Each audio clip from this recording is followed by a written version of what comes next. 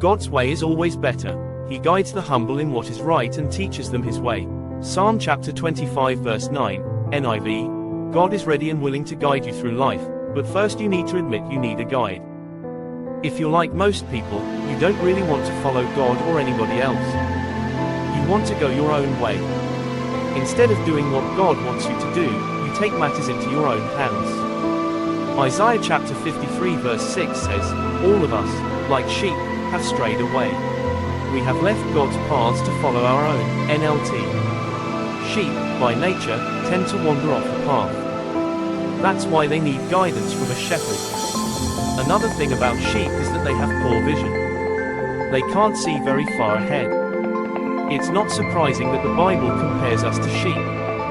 God made us so that we would not be able to see into the future, no matter how hard we try. He did it so we would depend on Him.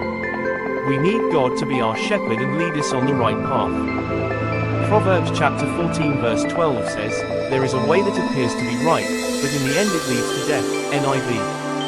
We've all made decisions that at the time seemed right but later turned out to be wrong. Some paths lead to dead ends, and you end up off track. That's why you need to admit, "God, I need help." When you trust God's will more than your own, it represents a deep level of faith and makes all the difference in the world.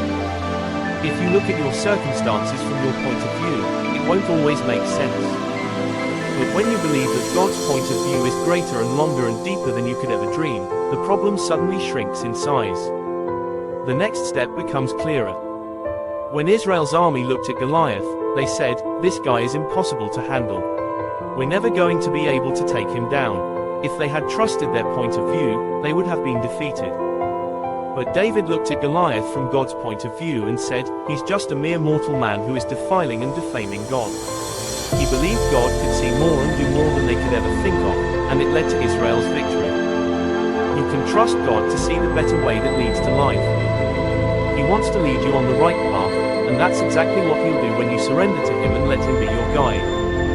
Talk it over. When has a choice seemed right to you but it ended up being wrong? In what ways could you see how you trusted your own wisdom more than God's? In what areas of your life do you have a hard time surrendering to God? What do you need to admit to God today so you can receive His guidance?